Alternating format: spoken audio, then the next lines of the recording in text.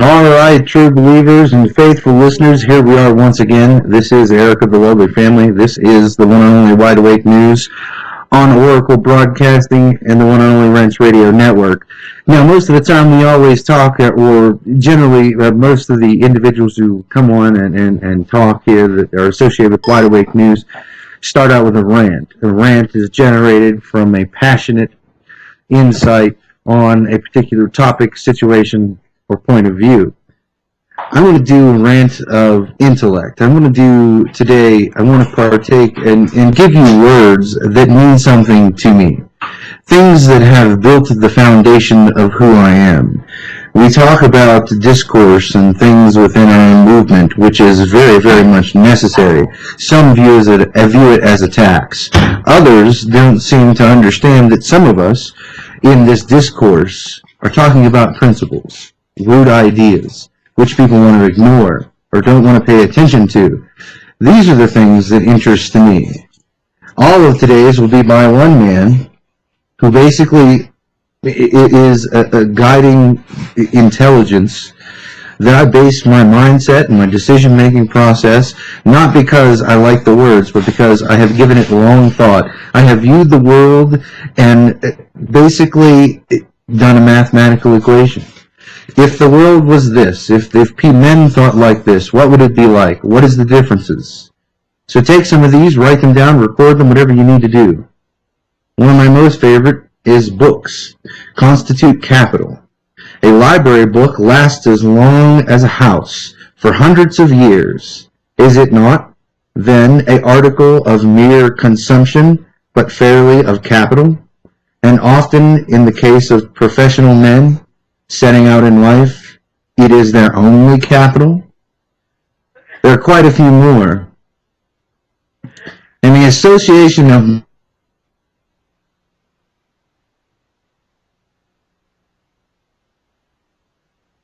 men, okay, I guess I'm back now. An association of men who will not quarrel with one another is a thing which has never yet existed. From the greatest confederacy of nations down to a town meeting or a vestry. People don't understand the impacts of words. It is quite clear that these thoughts and these ideas once upon a time lived in our nation.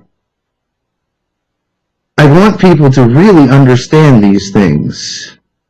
Really understand the quality of meaning of what is being said.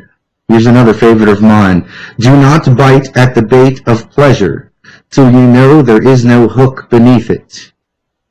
You know, people really have lost some really important things in their life and really lost so much of intellectual knowledge. I mean, it is really interesting to me. Take this one, for instance. A strong body makes the mind strong. As the species of exercise, I advise the gun. While this gives moderate exercise to the body, it gives boldness, enterprise, and independence to the mind. Games played with the ball and others of that nature are too violent for the body, and stamp no character on the mind. Let your gun, therefore, be your constant companion of your walks. Now, Thomas Jefferson said all of these things. He said many, many more. He also said things like, always take hold of things by the smooth handle. Now, people view these as poetic because they don't understand they don't actually comprehend or consume on this literary level. This is an argument I've had with so many people. When you take something by the smooth handle, you know, he's talking about when dealing with adverse life issues, like defending yourself. What is the smooth handle? I'll leave that for you to figure out. Charlie McGrath is joining me today. There is one other thing that I wanted to comment on, and I would love to get Charlie's comment on this, because this is another quote.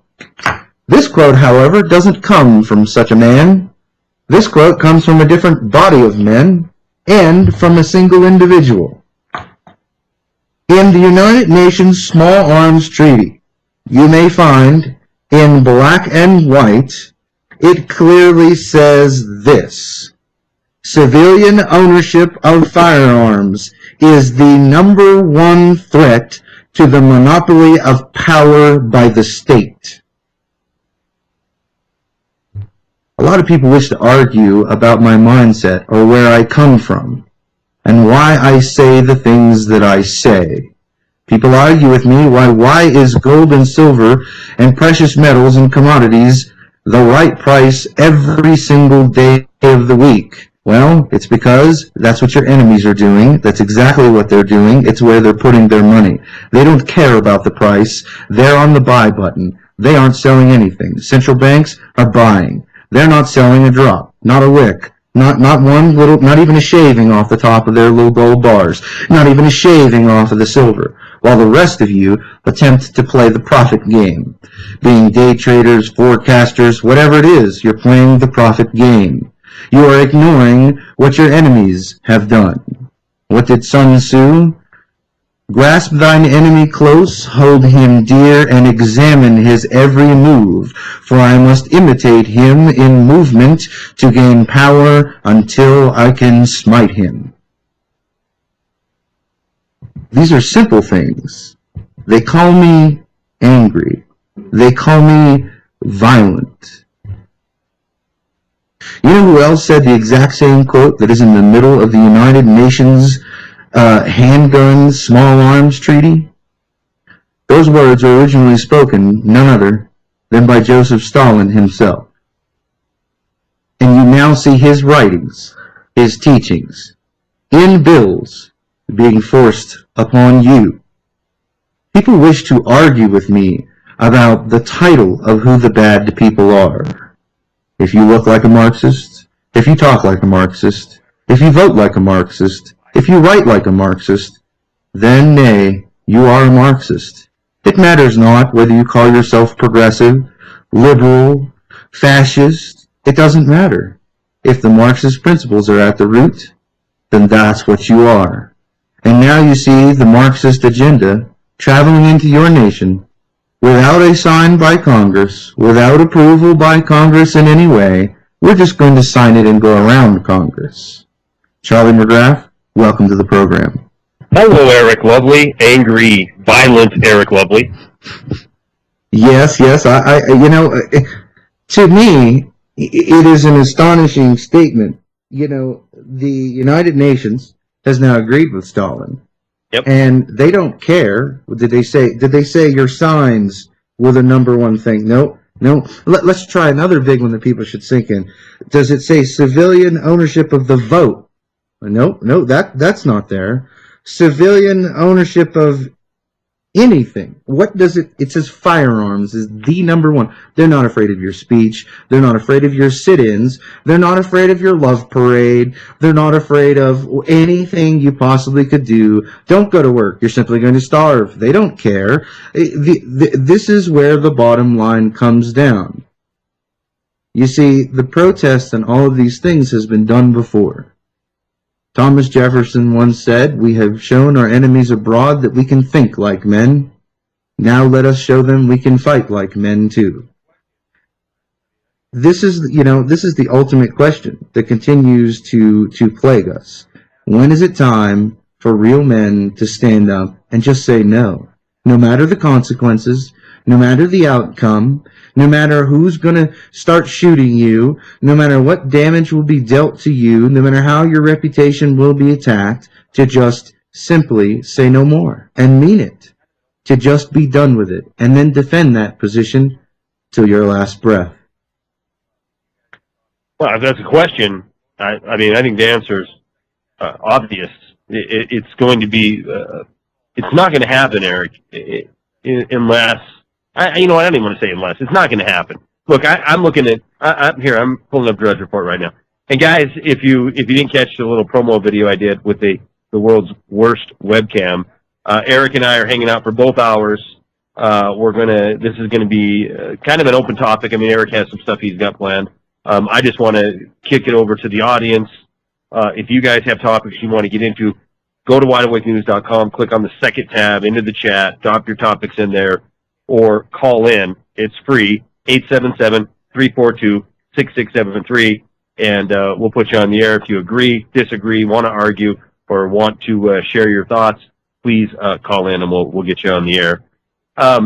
Look, Eric, I'm looking at the Drudge Report, right? And regardless how you feel, I used to think it was a good aggregator of news. It would bring left, right, whatever, perceived left and right together. And I believe now that it has shifted more towards the camp of the GOP. But that being said, here we are on July 3rd, day before Independence Day, and one of his banners is Land of the Free. San Diego man stranded after told on no-fly list. Now, the story goes that, this guy is just a guy, but he ended up on a no-fly list, so he can't go anywhere. Midwest ranchers, lawmakers protest drone flyovers. So we have ranchers now who are watching the drones fly over the land and protesting about it. Twitter shares info of government demands for user data. So Twitter's now letting people know, look, the government wants the data that these people, that the Eric Loveleys of the world are putting out there. They want to know. ACU launches a smartphone app to secretly record police stops. I kind of agree with that one, actually. Homeland Security reports list liberty lovers as terrorists. Okay, July 3rd, right, 2012, day before Independence Day, Homeland Security, 60,000 strong blue-shirted army, the new brown shirts, the blue shirts, who will do what they're told and they'll shrug their shoulders and say, I just don't understand why we're doing it, but I'm going to do what I'm told. I'm not going to let this person get on a plane because he ended up somehow on a list. These people are now telling you that if you want liberty, you're a terrorist. So, Eric, I don't know how much further down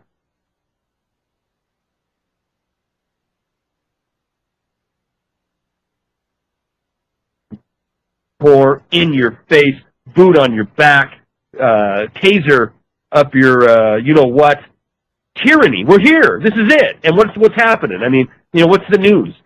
Well, you've got. I would like to comment on that before we start bubbling on into some of the news.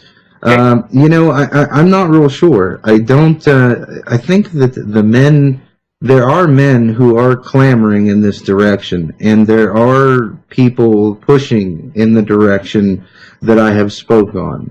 And whether or not certain individuals in the government can head them off before they do whatever it is that they plan to do, or go wherever it is that they plan to go, and take care of business as they're looking at it, people should prepare, because there are people who have already answered this question. And it is time for the rest of us to stand around and look at ourselves in the mirror. These people, if they have, if it's done correctly, everything is about logistics. If the people support it, then it will be done, and this will be over with, and we'll be back to people like you and I getting to argue at continental congresses and things like that, talking about rights and talking about the definement of individuals and state sovereignty. If it doesn't, the state is coming to retaliate. Make no bones about that. And, this big thing about 4th of July, people are talking about going fishing. People are talking about going to do these things and take part in these different ventures. Right. But let's think about it. Tomorrow isn't about a birthday. Tomorrow is about a funeral. The death of liberty. That's what tomorrow is about. When you look at your children, as you flip your burgers, you sip your frothy beverage, you play in your yard, realize that you're celebrating the death of everything around you. The death of your freedoms, the death of your voice, the death of your own private body, the death of your choices. That is what tomorrow signifies. It no longer is the day of independence. It's the day we let independence die. That's really what we're looking at here. This is the reality.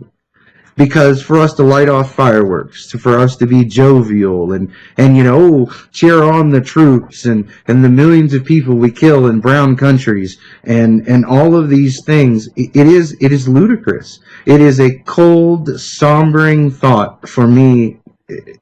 I mean, I can't even explain it. I see no joy in the day. Well, I can agree with you. I mean, what joy is there? What are we celebrating? I mean, we're going to see all the specials come out tomorrow about Omaha Beach and the War of 1812 and the War for Independence, and every war drum will be beat possible. But I got to agree with you, which something we do quite often. What is to celebrate? I mean, what are we celebrating? Are we celebrating the fact that there's drones flying around our country now?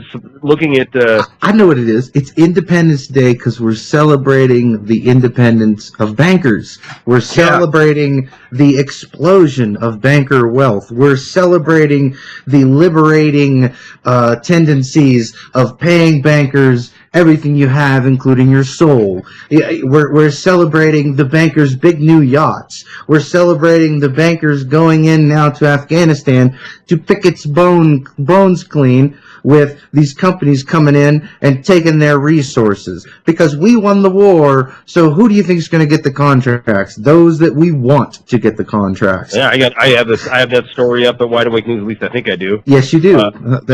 That's actually where I look at it. There are other people out there too. I want to before we get off into a tangent, because I know it's an open topic and I want to get to that and I want to let you finish. So I'm going to wrap up my thoughts here and I'm going to give them to you quickly. Check out the Corbett. Take your time, man. We got 2 hours. Go ahead. I know, but check out James Corbett, the Corbett Report on Danish TV. You guys should definitely go over to the Corbett Report, and he speaks in English, so you won't be able to understand the questions that are being asked him, but you need to listen to what he's saying about Fukushima and the hiding of the numbers and so forth that the Japanese government just admitted to now. I mean, they just admitted that, we're real sorry. So sorry.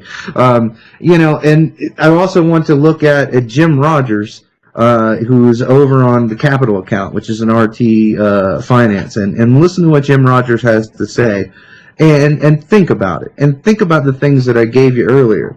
Now, Charlie, basically, they are. I mean, it looks like they're poised to move in and chop up Afghanistan's supposed $1 trillion in natural resources.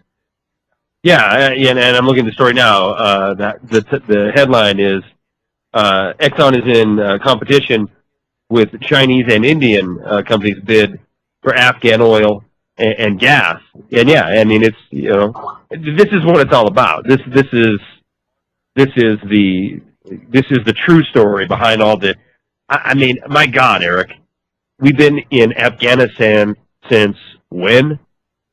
I mean, we're celebrating Independence Day 2012, and we've been there since 2001. We're going on a dozen years in this region. How many civilians in Afghanistan are dead? How much stability have we brought to that region? None whatsoever. In fact, it's quite to the contrary. How many Americans are not only dead and maimed and butchered, but how many of them are coming back here completely losing their mind? I mean, these 3, 4, 5 tours of duty in these war zones, and at the end of it all, at the end of all this garbage, at the end of all this patriotism, at the end of all these John McCain standing up and saying, "We're bringing the freedom." I mean, and the end of all these Lieberman saying, "We got to go do this. We got to spread. We got to have the purple finger revolution." At the end of all this crap, all of it is garbage. At the end of it, you find out the truth. ExxonMobil is in a bidding war against Chinese and Indian interests for energy resources in Afghanistan to the tune of $1 trillion. Now, we've had experts, Colonel McGregor coming on the program, definitely, without a doubt, impeccable credentials as far as understanding the geopolitical scene. But you don't have to be that guy. You don't have to be that educated. You don't have to be you don't have to have a doctorate from the United States War College to understand what the hell this is all about. This is about domination. This is about control. Period. Plain and simple. So this is what should be talked about tomorrow over the barbecues. I want everybody to go out and have a great time, enjoy the sun. You know, if you're in my part of the world, try to stay out of the smoke because we have wildfires going crazy out here. Enjoy your family, enjoy your friends, enjoy the day, but over the barbecue, over your frothy suds, as Eric said, talk about these things. What are we celebrating? The expansion of an empire? The butchering of nations? The handicapping of our own men and women? I mean, is this what it's all about? Well, we're gonna go into this a bit more when we come back. We do have a caller from Canada. His name is John. We are going to go to them as quickly as possible, but unfortunately, it's time to pay the light bill. We'll be right back after this. McGrath and Eric Lovely, that's who it is, and we're knocking at the door, and hopefully the caller John from Canada is still with us. We're going to go right to him and see what's on John's mind. John, are you with us? Can you hear me, Charlie and Eric? Oh, I sure can. Yes, sir. Okay, bonus. Yeah, well, I was going to much chorus what I believe it was Charlie that was saying that, you know, in the, I guess it's almost distant past, 100 years and then farther back, Independence Day, you know, represented America's breaking of the shackles of British oppression to no longer be a colony of Britain, but to make your own path by finding that all life has value, and having a commitment to freedom means we treat ourselves justly. And of course, we've lost this slowly. But as I believe it, again, it was Charlie that said, you know, starting in 2001 or so, we've just completely opened the gates of Hades. And so now Independence Day represents, you know, the TV cult celebrities being able to so effortlessly con American teen soldiers for death. And the important thing is needlessly. These soldiers have died for no better good or reason understood. And, you know, in the case of Iraq, for example, Saddam is doing everything that is asked of himself. There isn't anything that he was asked to do that he didn't comply with. And we had unrestricted access prior to dropping the bombs or firing bullets. So we only lowered our ability to get things done and to move freely about. We could have just simply walked in as inspectors even, you know. So reason is being lost to the chaos of uncertainty. People don't know where to go or who to trust, so they latch on to the TV. You know, the TV tells them like with polls, they'll tell us as they're doing now, 50% of Americans support Romney and 50% support Obama.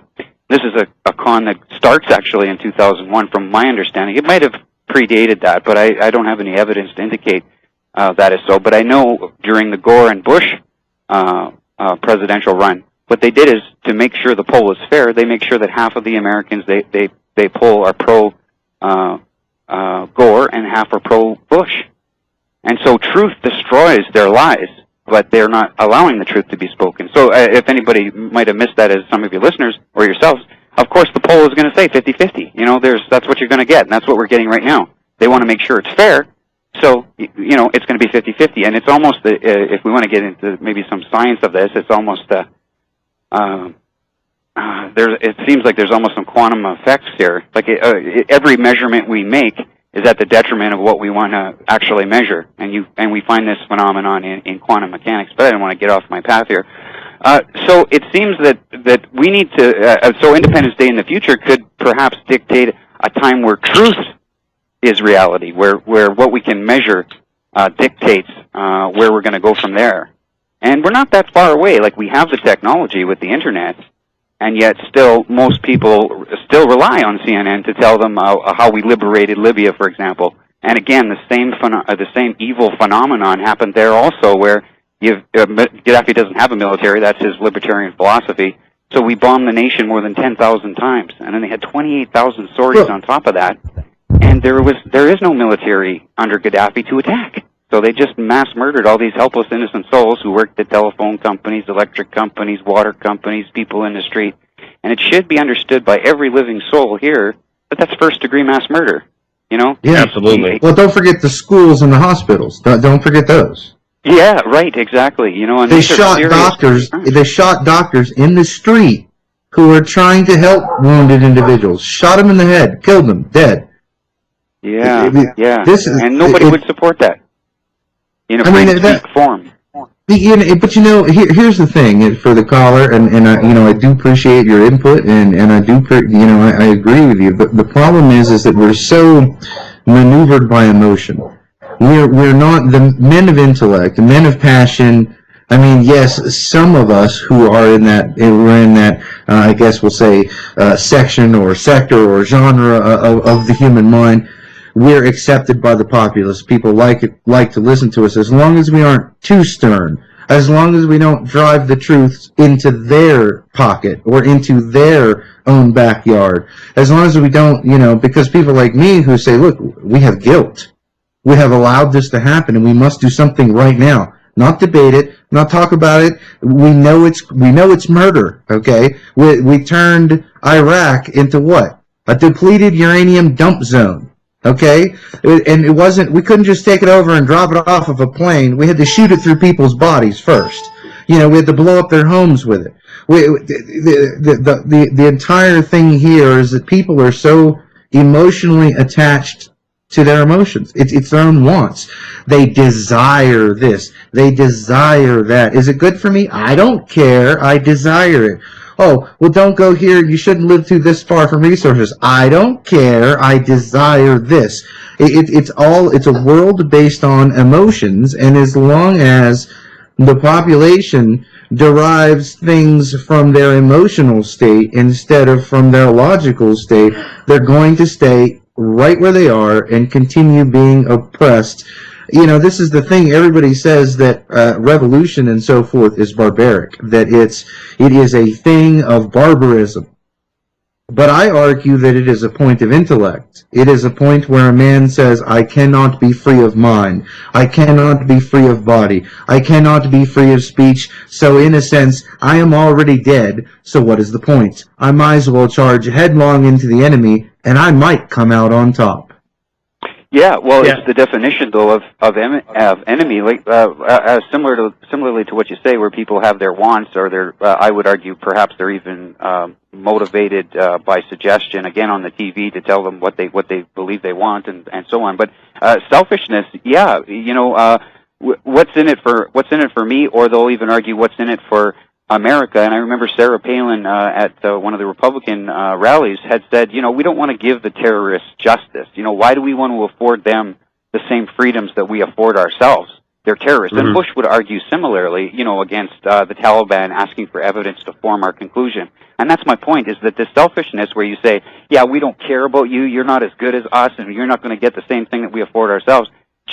For sure, scientifically, without any reason to doubt whatsoever, it cheats all these people who support that philosophy, because, of course, if you don't give the Taliban any evidence to form a guilty verdict, or even suspect that bin Laden played a part in 9/11, if you don't do that, and you just go headlong, face first, who cares what the consequences are, the first-degree mass murderers of American citizenry escape. Yeah, it ends up being, you end up being a nation of preemption. That becomes your doctrine, pardon me? Yeah, you suffer, though. People die. Americans are murdered, and those who committed the act escape. Similarly, in banking, they steal all our money and so on. But Americans become victims for holding a philosophy where it's just about me, and I will work to cheat you. I'd say, as I'm using the example with the Taliban, we don't want to give them any evidence. Ends up cheating ourselves, right? It cheats Americans out of a proper verdict on arresting whoever it was that set explosives into Building 7. But I mean, it cheats so much more than that. I mean, it cheats the world out of millions of people.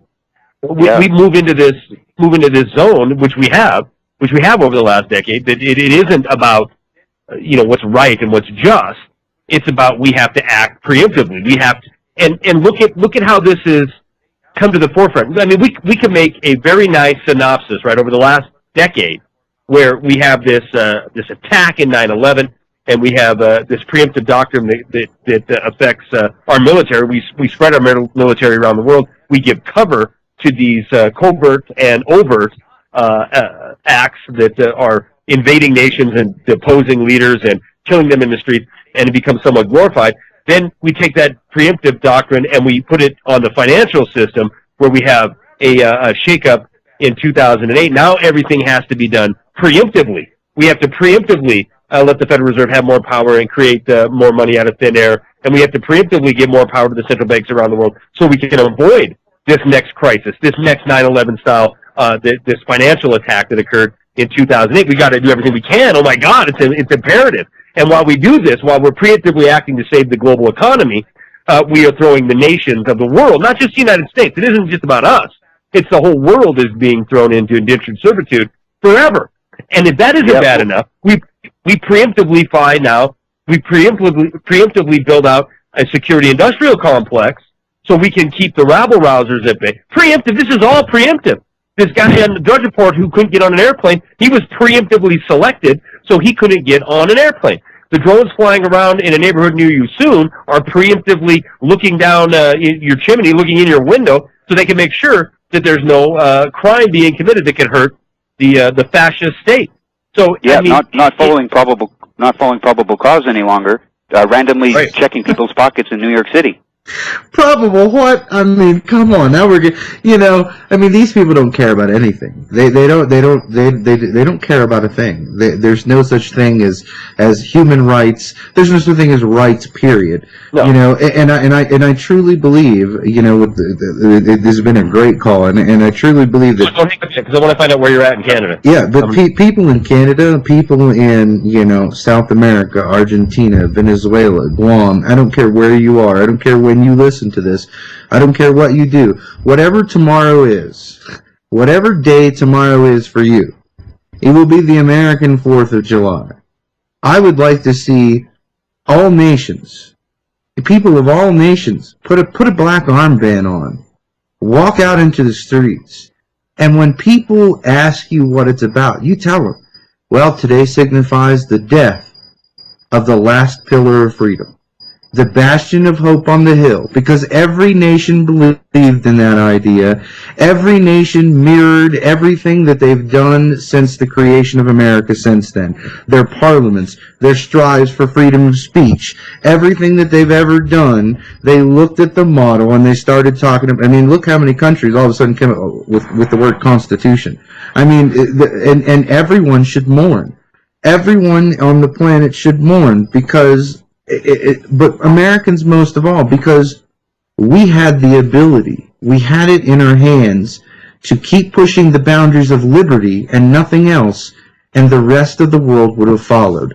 Lockstep, in kind. It was the constitutional dream. It was the reason why the Declaration and Constitution, if you read what our forefathers said in their diaries, it's the reason why they did it in the first place, that not only would it free Americans, but once the neighbors saw, they would want it too.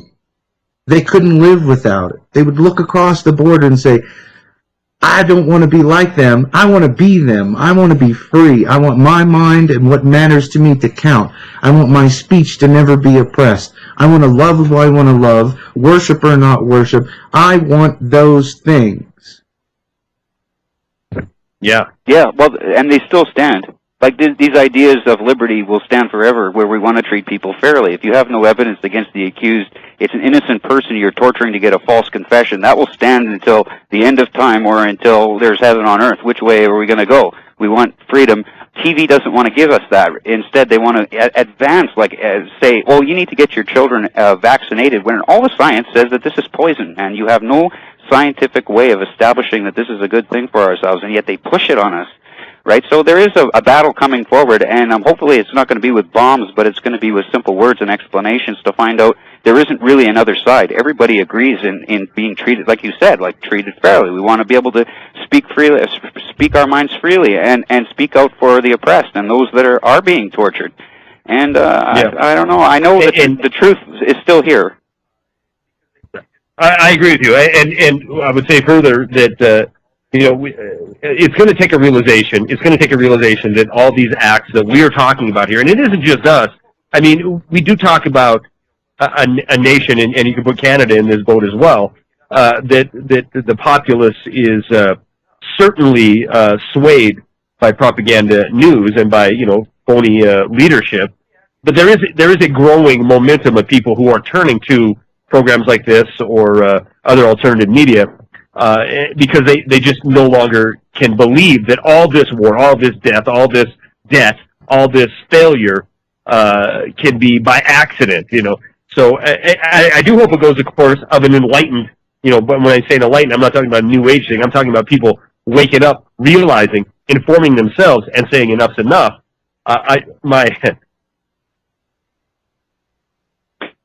Yeah, definitely. If somebody else is being cheated, we will eventually realize that that's ourselves, and we have to defend the innocent as if it was ourselves.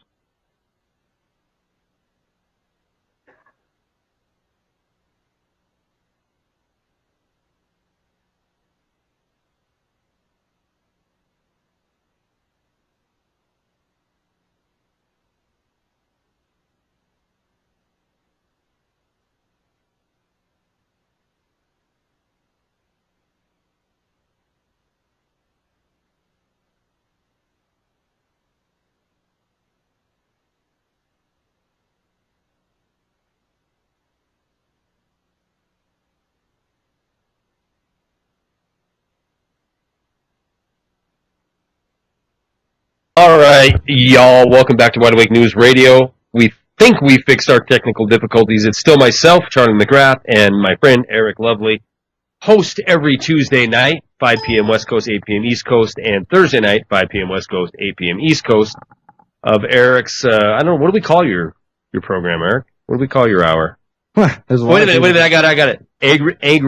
Angry Violence Hour. Yeah, and some people, I got a couple messages and whatnot, and some people ask me, about talking about the death of liberty, and I completely and fully understand that it is not it's not dead as far as the beliefs within a certain amount of the people. It's just now official that there is no government, organization, state, or federal, international, any version that any longer believes in anything that you believe in. No, that's what I'm trying to say. It's a canard. It's a charade. It is smoke and mirrors. I mean, it's democracy. Democracy at its finest. And I've been on this kick of late talking about, shoddy democracies, banana republics, where the people, us, we get to debate certain things. We get to debate if same sex can get married. We get to debate, the healthcare law. See, this is the thing that kills me. This is what happens in a shoddy democracy. We have massive outrage in 2010 over Obamacare. Massive outrage, right? And there was literally hundreds of thousands, if not millions, of people who stood up, protested, went to town hall meetings, got arrested, went on YouTube and any media that would listen to them and talked about the inequity of this legislation and talked about how this will destroy jobs and how this will destroy our already fragile economy. And they didn't get any mainstream press coverage. None.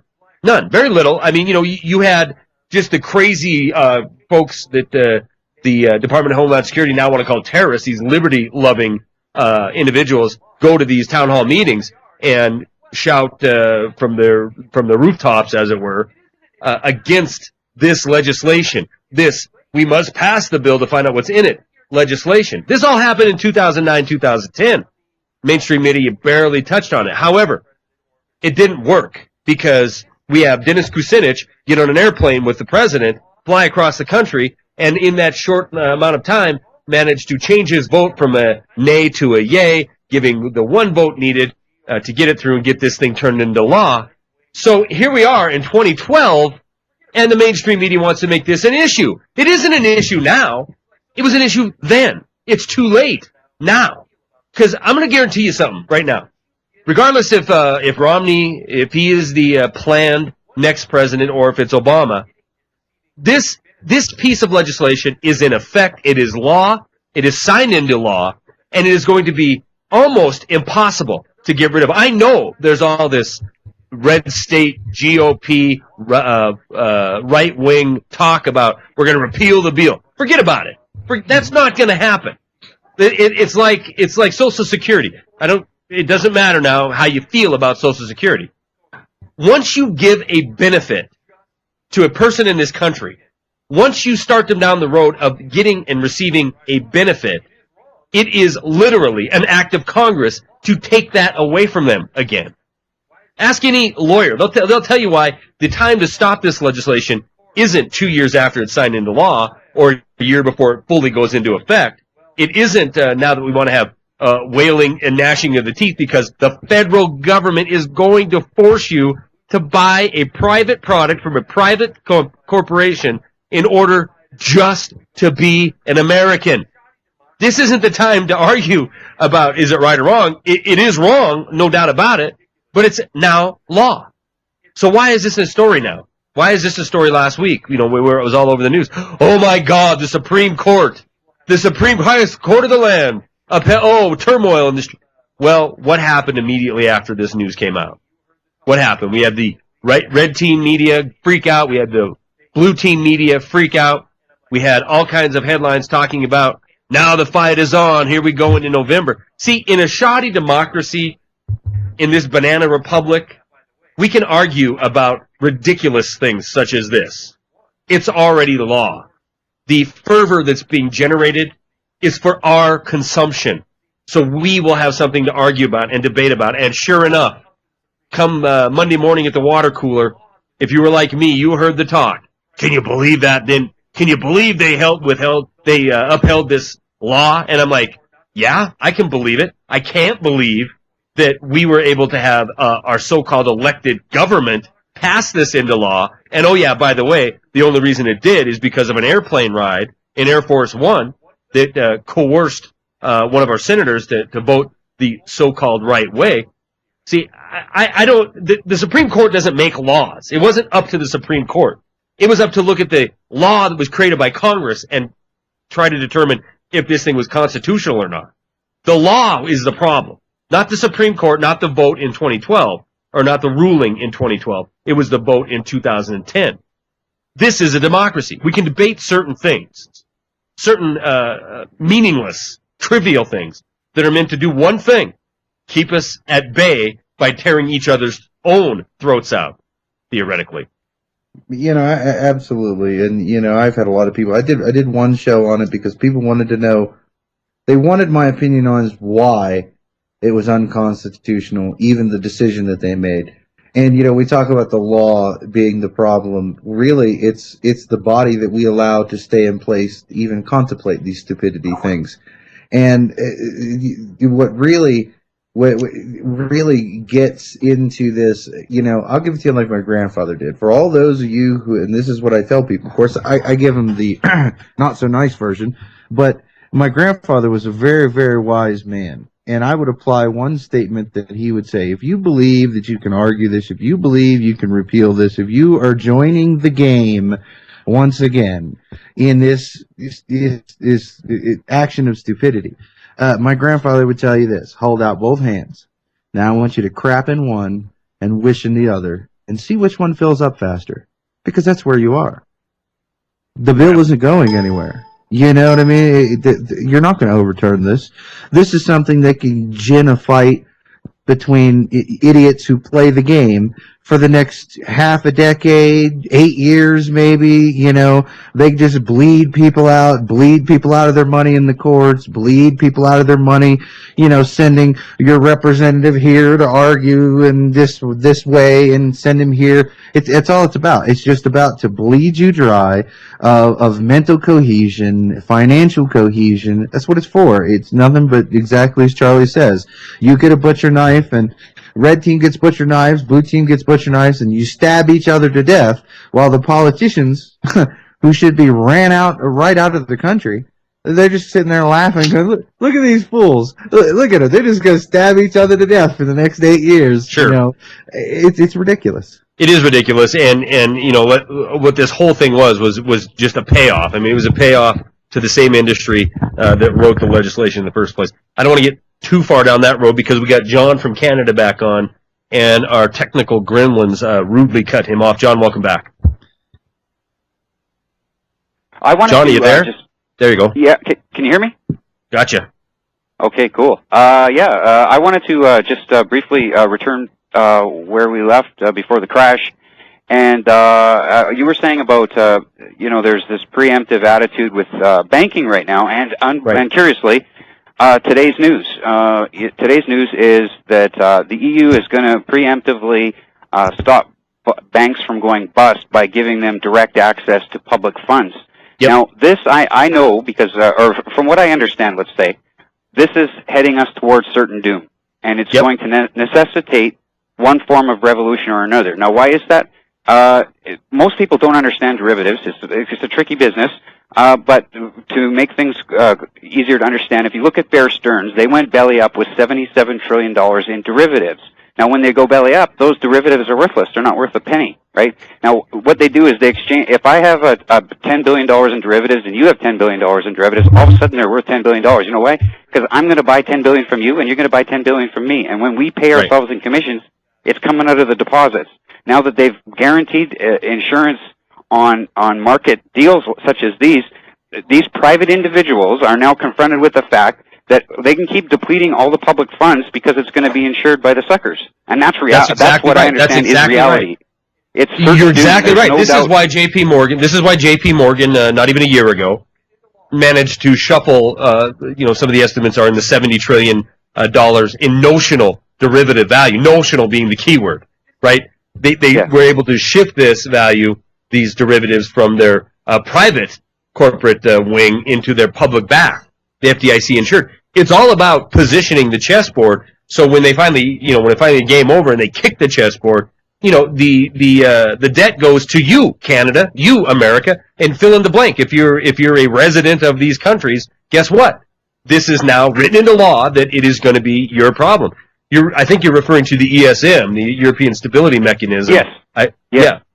Yeah. This is for me. It's embezzlement. It's a criminal act that we will arrest them for, and we'll get back every last stolen penny. For example, they took $16 trillion as reported in an official audit that was condoned through Congress. This is a really tricky business here too, where people are saying, "Oh, Ron Paul gets the audit going," and they're trying to push this in Congress currently, where they already got the audit, and we already found that they took out $16 trillion. That's more than the national debt. So you're paying IRS right now, from what I understand, is close to half of your wages, or you go to prison. And Jamie Dimon was able to take $16 trillion from you in minutes. So we got to get back that $16 trillion. It's all gone into private criminals' pockets who say, "Oh no, we got lots of derivatives here that covers the balance," and those derivatives are worthless. They're just little pieces of paper. Anybody who's in the market can just, or who owns a bank, I guess you'd have to be, but you can just put on a piece of paper, "This is worth $10 billion." It's just a piece of paper. Exactly Does it have right. any backing whatsoever? Nothing. That's what they call it, this over-the-counter derivatives market that has absolutely zero regulation behind it. And it goes deeper than that, because then you start getting all the credit default swaps and all this insurance they buy against these derivative failures. John, hang on the line with me. We lost Eric again, but since I'm controlling the combo here through the rinse feed, I didn't drop off. I'm going to try to get Eric back on the line. And let's keep this conversation going. First of all, I want to ask you, in case we lose you, where in Canada are you? Oh, I'm in Winnipeg, so that's unfortunate. You're not coming out this way. But it's I don't know if you heard me before we got cut off, but I'm going to be in Nova Scotia next week. Oh, right. Yeah, and this will be the second time I've been to far eastern Canada. And you know what? I like it out there. I like the folks there. The folks, I've been up to Saskatchewan, which is right north of where I'm at, Montana, and it's really just like coming to Montana. It's just like part of America. But when you get back east, you meet some very interesting people. Yeah, Saskatchewan. Well, Saskatchewan's pretty barren. They don't have very much for big cities there. Winnipeg's an interesting place too, but we've been viciously criminally assaulted for about 10 years with these gambling devices called VLTs, and they depreciate. It's a regressive tax, so it just takes and takes and takes, and nothing's coming back. Everybody steals our money, so now there's so many people that are unemployed, and there's no money on the streets at all for people to go to bars. So many businesses are bankrupt. Our main intersection in the center of the city, that's called Portage and Main, every place has gone bankrupt because there's no money on the streets. These criminals who run our lotteries steal just about everything from ourselves, so we're really left undefended. Are you talking about a VAT, a value-added tax? No, it's called it's a gambling. It's like a slot machine. They call it video lottery terminal, but it's a rigged game where they say they only take 4%, but if you actually get the numbers and work it out for yourself, the math skills are a little. The reason they get away with it is because the math's a little complicated, but they're taking about 80%, and everybody who works at the lottery gets a brand new free car. And you have the same kind of cons too. In Montana is actually where our VLT machines are manufactured. So they've made them illegal to operate in your state. But you do have 649, I believe, which is you pick 6 numbers, and then if you get the 6 numbers, you win. If you get 5 numbers, maybe you get $100. But if you look at the numbers there, they count all the free tickets as prize winnings. So it's like scratch and win tickets. If they print up 50% of scratch and win tickets as free tickets, they can argue that they paid out 50% when they didn't pay out a dime. So similarly with the Pick 7 are real killers because they give out so many free tickets, and then they say, oh, no, we pay out 30%. Really haven't paid out anybody. You just get government organized crime. That's what that is. Yeah, and it costs us everything. Like, I really believe this is a serious detriment because we can measure it. It's $200 million. Every year it's a little less, We can go and see all the businesses no longer sell toys for kids at Christmas because not everybody, lots of people become addicts, particularly the poorest of the poor, and it's really bad. Lastly, I guess if I could just throw in something about healthcare. Sure. I believe Americans, or just to solidify your argument about it not going away, Rachel Maddow, on Rachel Maddow last night, they reported that they're going to be handing out $56 billion, and a lot of this money disproportionately is going to go to Republican states more so than Democrats, and it's a little bit of a tricky reason to understand why. The main reason is in Texas, for example, to qualify for Medicare or Medicaid, you have to be making less than $3,000, and under Obamacare, as a consequence of cheating the poor, the most severe in Texas, they get the biggest windfall. But anyway, it's $56 billion, so of course they're not going to turn, and they get it at the state level, so of course they're going to take the money, and who cares if it's going to go to the elderly? There's already very little concern I don't know what the healthcare situation is in Texas for the poor, but I know that they're going to get all this cash, so there's no chance that these state governors are actually going to oppose billions and billions of dollars to be put into their authority to see, to make sure, that money goes to its proper place. We know that there's going to be corruptions, but in the United States of America, every single congressman has a Canadian healthcare system for themselves. They don't afford that for you. It's called the FEHBP. It's a trust fund that they use to pay the doctors. There's no middleman. There's no insurance company. They're not stupid, but, they figured it out for themselves, but not for you as the sucker. You've got to pay at least 30% of the taxes you're going to pay in the Obamacare plan go into the pockets of a billionaire who would rather see you die.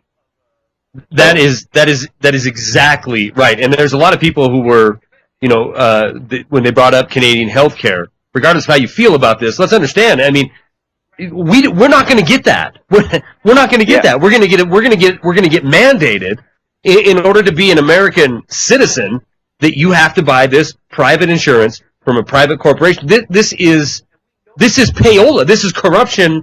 This is legal-based capitalism. You use the law because you have the money to grease the wheels of Washington, D.C., and you have laws passed that make you a too big to fail. It makes you completely and totally nothing more than a cash-grabbing machine. And look, we had 11 million people, 11 million baby boomers retire in the year 2011. This number is going to keep growing. The healthcare system is overwhelmed now, and we know it's going to continue to become worse and worse. So what do you think is going to happen under Obamacare? Are we going to get healthcare for all, equal healthcare for all, equal access for all? You got to be kidding. We're going to see the giant corporations that wrote the legislation in the first place become fabulously wealthy, while we have literally, people that are going to die because of this healthcare. I truly believe that. Eric, are you on with us? Yeah, and he said the one word, and you got to be careful using that fascist word because you're calling people Marxist and they'll think you're crazy. But when you look at fascism, and when you understand what it is the basic derived plan for two parties to get insanely rich and one party to get screwed. Now, the screwed individuals are generally the population. The politicians and the big corporate brokers of one version of corporation or another get fat and wealthy. I mean, that's what you're seeing. The legislation we could talk about constitutionalism and so forth, but the root idea at it is fascism. It is the government saying, my buddy over here is going to make billions, and you're going to like it, and you're going to buy it, and that's how it is. That's what's being said here. Yeah, no doubt about it. John, you still with us? Yep. Yeah, I don't know if I'm a proponent for the Canadian healthcare system. This is what I do know. If you're going to mandate, me paying for a healthcare, I want healthcare for it. So the people that argued, we don't want to be those Canadians or we don't want a European system. Look, they don't pay any higher taxes than we do here in the United States. Oh, it's crazy, my friend. What's that? It's half. We're paying half of what you pay right now for Medicare and Medicaid. I pay half as much in taxes to the federal government as you do right now, and Obamacare hasn't even been put in yet per capita. So I'm paying half as much as you, and I get essentially universal health care. But there's a lot of problems, eh? We're poisoning our kids with Ritalin. We're giving people radiation who have cancer. We kidnap kids that refuse to take their AZT to be taken to these death camps, just as Americans do in New York City. They have a death camp for children. I want people to pay, look that up for themselves and understand that's premeditated murder right there, because there's no science to support this madness of vaccination. So people get into a competitive thing. You think Canada's system's better or whatever. We fall to the same corruptions. It's just we don't have that insurance guy pocketing. Obama's plan is minimal 30%. So 30% of 300 million people is 90 million people are going to be paying taxes to a billionaire for nothing. That's a big chunk of change, man. That's exactly right. These guys are going to be rolling in trillions probably. No doubt about it. John, I thank you for the call. Great call. Okay, thanks for calling back. You bet. Okay. And look, and I'm going to end this segment with this. The answer to healthcare is get the government out of it. Get the government out of it. Every time the government gets involved, something gets a lot more expensive. If you want to control the cost of healthcare, get rid of the Federal Reserve. Every time you have monetary policy that we've had over the last 100 years, guess what? Things are going to get expensive. The value of your dollar is going to fall through the floor. We're going to be back with Eric Lovely and more Wide Awake News Radio in 5.5 minutes. Stay tuned. This is our final segment. Thank you to everybody who hung out with us tonight. I'm kind of looking at this as like a Friday where a lot of people have a lot of things going on. So the people who are in the chat, thank you very much. I want to make a couple of announcements. I'm going to be on Wolf Spirit Radio. There's a United We Win effort that's going to be, I think, global in reach. But that's going to be at 9:30. Pardon me, hold on 1 minute here. 9:30 West Coast, 10:30 Mountain, 11:30 Central, 12:30 Eastern. I will put the link into the chat, and I'll probably do a quick little YouTube vid before the program. So if you want to join us over on Wolf Spirit Radio, you can join me at 9:30 East, 10:30 Mountain, 11:30 Central, and 12:30 East Coast time. All right, Eric had mentioned to me in the break like an hour and a half ago that people are sending him emails on why we're not running Justin TV anymore, and I explained it a little bit in a previous program, but let me explain it again. I don't have, Smart Scarecrow, he's the king of technology. He has the ability, because he has the equipment, in order to grab his feed, split it, and then send one feed out to Justin TV and one feed out to Rinse, and and make it all work and look seamless. I don't have that capacity, so I have to choose between having a clean signal go out on Skype to Rinse and being able to record it so I can rebroadcast it on YouTube later. And I had a bigger cry for rebroadcasting on YouTube than I have for Justin TV. Now, it could get to the point where I have the kind of equipment that Gary has, and I'll be able to do this signal on multiple different channels at once with the proper mixer. But as of right now, I'm going to keep it going on YouTube because, I'm finding that even though we had a great audience on Justin TV, 50 to 100 people a night, we are getting, up to 1,000 people watching, listening, whatever, through YouTube. So that is the reason why, and until I get the right equipment, I don't want to kind of just rig it and have it go out shoddily over Justin TV at the expense of the feed that I'm recording and the one going to Rinse. So that hopefully explains why Justin TV, you see my face there in the chat room, but no Justin TV feed at this time. I'll let you know. Probably within a few months we'll be able to do that.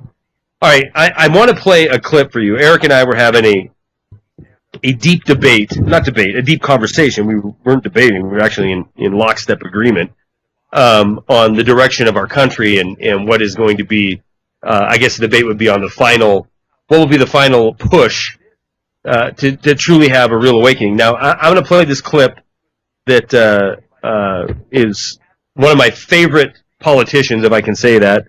One of my favorite politicians is Nigel Farage. For those of you who don't know, he's a UK representative to the EU. So he stands up at the EU almost weekly at this point because there's crisis after crisis and talks about the debacle that is the EU bailout. Now, I'm going to play this 2.5-minute clip, and then I want to talk to Eric about how this debate in Europe, this crisis in Europe, could most likely, in my opinion, be the catalyst for a real, true pushback awakening in the United States. So here we go.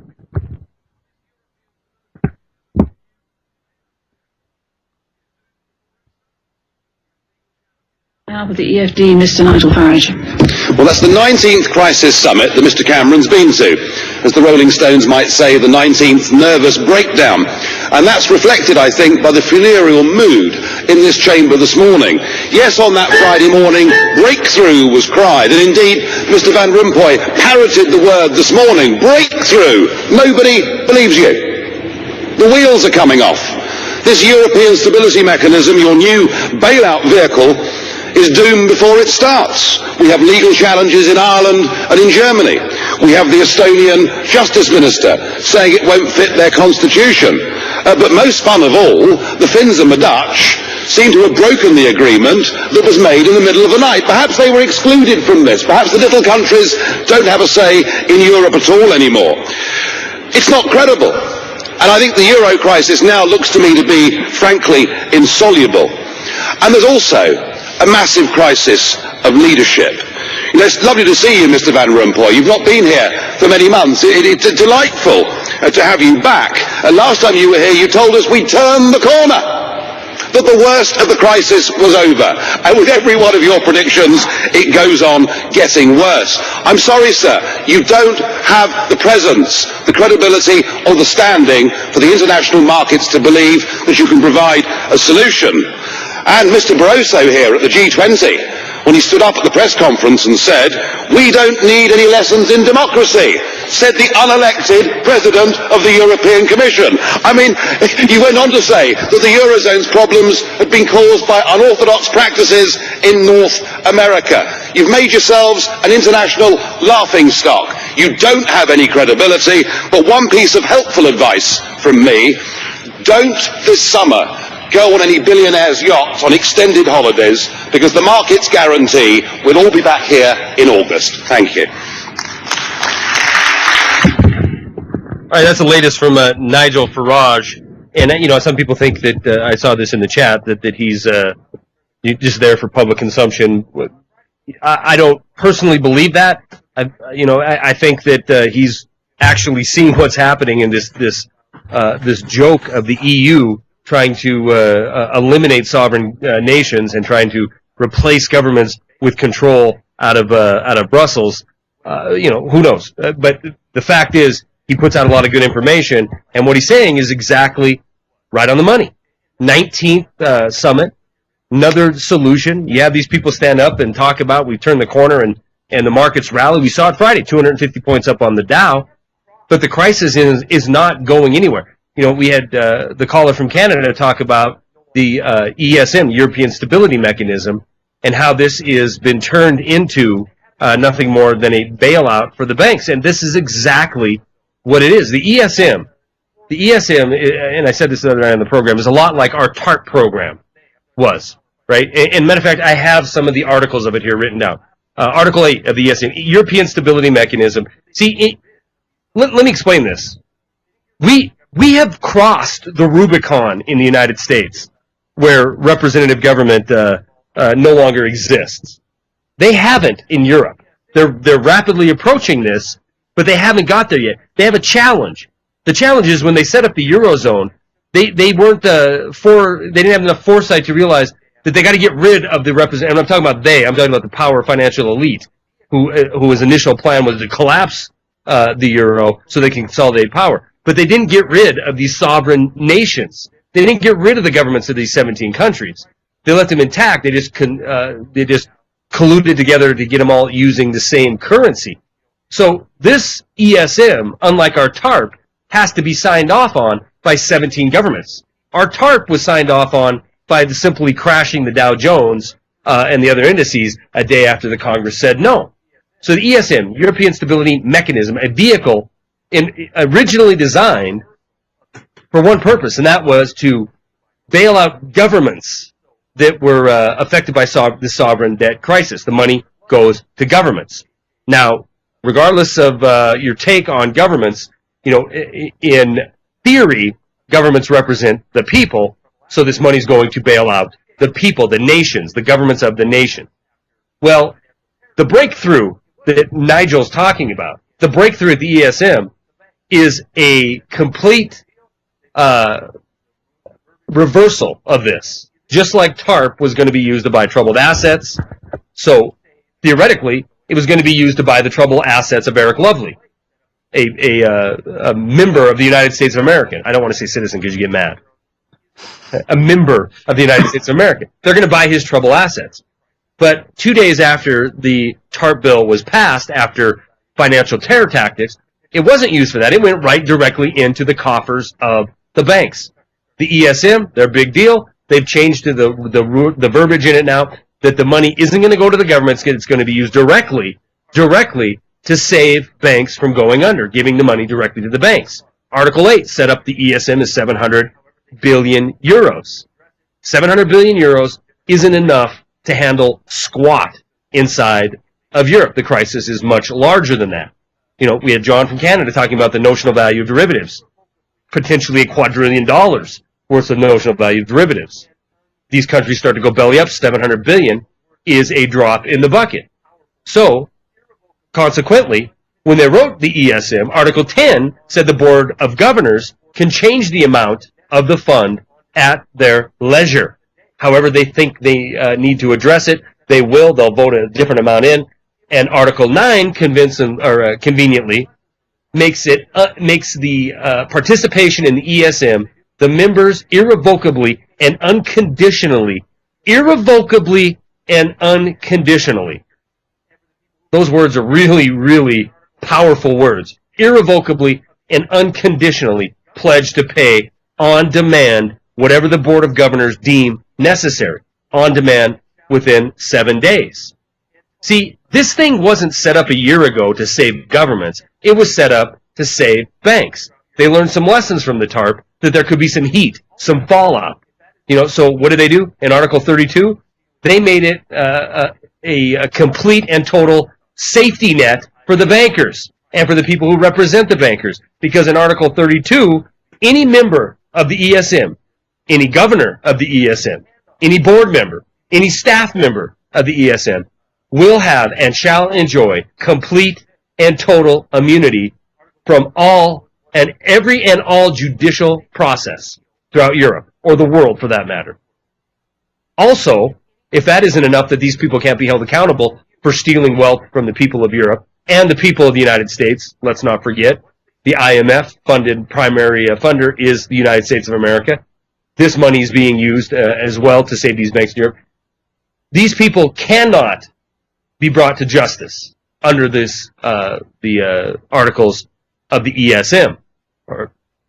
Article 32 goes one step further. Any money that they graft, steal from the people of Europe or the world, any funding, any assets, any of it is immune from seizure by, quote, any means. Meaning, once they steal it from you, it is theirs forever, by any means. And let me jump in here, right? Because that's the point that I wanted you to get to, because I want to add this fold, and people need to understand this about what's going on. This is about unification. That's what this is. There will be no more Italy, France. There'll be provinces. That's what they're looking for. Here's the reason. The member nations who sign on, okay, each one has X percentage of these loans that they must pay into the kitty. Okay? Right. Italy. This is how you'll know that they're stealing. And this is how you're going to know they're stealing the entire thing.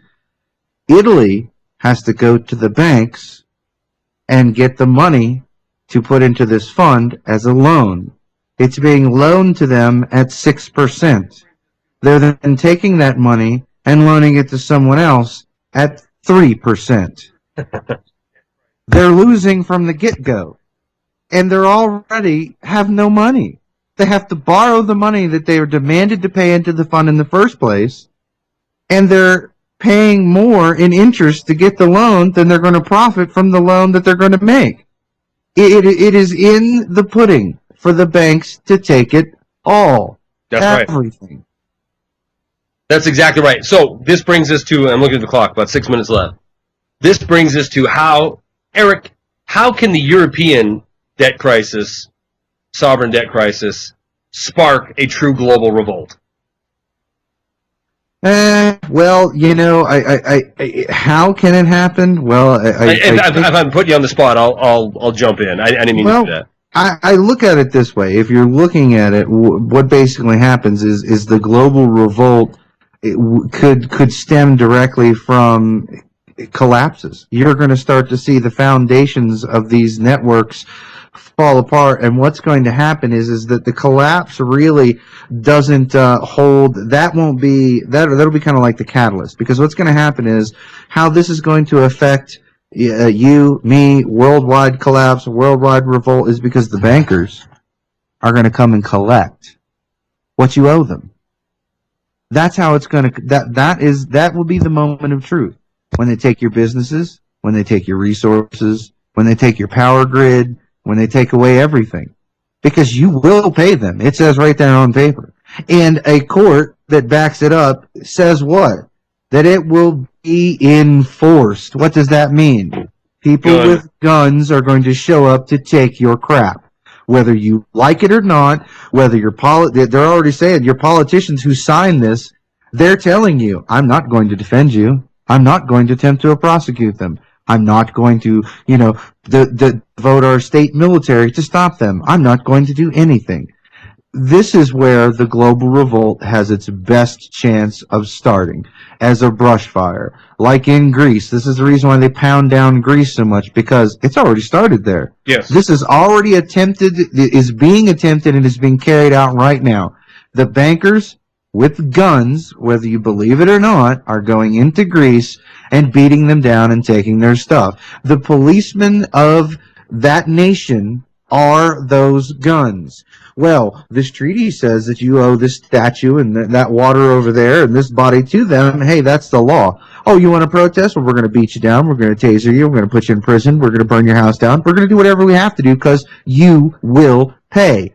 Now, when you stop being afraid of these people and start standing up to them, that is going to be the world catalyst. That will be the moment when it isn't just going on in Greece and you can poo-poo it and put your blinders on and ignore what's going on over there. It's when it's in Montana, Quebec, name province, which is in France. You start naming these little states, as I call them, these countries inside these nations, when it starts happening in every single one of them. Because in Europe, let me tell you, if the people revolt and refuse to pay back, that is going to be a chain reaction that is going to explode here in our markets, in our towns, which is then going to explode those debts, and the bank is then going to come calling for your stuff. That's right. And I agree with you. I agree with you on this. And this is why I say, this is why I did a video recently where the title of it was, Eric, you better remember these than I am.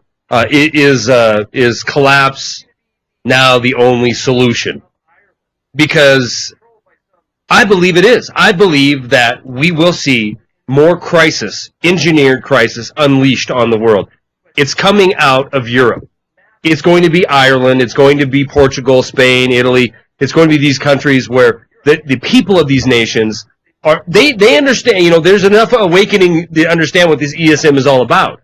They can look and see what's happening in this world, and they can understand that they're going to lose. Ireland, you're not going to exist anymore. You're going to be the province, the state of Ireland, and you're going to be controlled by some yuts in Brussels. They understand. They know that, and we're going to see more what's happened in Greece, but on a mass scale, mass numbers, and this will be the wake-up call. But when they let this thing fall apart in Europe, and they must invoke this fear, this financial terrorist tactic. They must let this loose on the people of Europe in order to get this ESM enforced. They're going to do this, and when they do, it is going to absolutely obliterate the financial markets. This is an article, a headline here from International Business Times. I published it yesterday at Wide Awake News. Collapse of financial system will come in August, maybe September. These people understand that this is coming. These people understand this is coming. This is why they're positioning themselves to make sure that derivative exposure falls onto the people. They know that this big shock wave, is going to come and it's going to hit. If and when this does occur, Eric, I believe this is the pivotal moment that a lot of folks, myself included, have been waiting for, where you're going to be offered this solution, and it will be this global cabal that is going to offer you more and more debt and more failure as the solution. If we take it, then game over. Game over. You might as well move. If you're in Canada, you better head to the Northwest Territories and just carve out yourself a niche somewhere deep in the forest. Because if they get the ultimate agenda, which is total global financial governance, if they get this in place, we have 1,000 years of this. Eric? Yeah. Well, you know, I mean, I don't think I could have put it better. And, you know, you were telling me, but yeah, it's, is collapse now the only answer? I'm pretty sure that's the name of the video. If people want to go over to your page and look it up. And it really is. This is the reason why I've told everyone, whether or not Group A goes out and does something, or Group A is preparing to do X, Y, and Z, it's going to happen. Because this event is going to take place. You have two mantras being carried out by, well, three mantras. Oh, well, let me be quick about from these people. Physical union, economic union, and, you know, the might makes right. They're demanding it. They're demanding that we unify into one body, both economically and physically. That's what they're all talking about. That's what's on the agenda. And that they're not going to try to make it happen. That's the answer.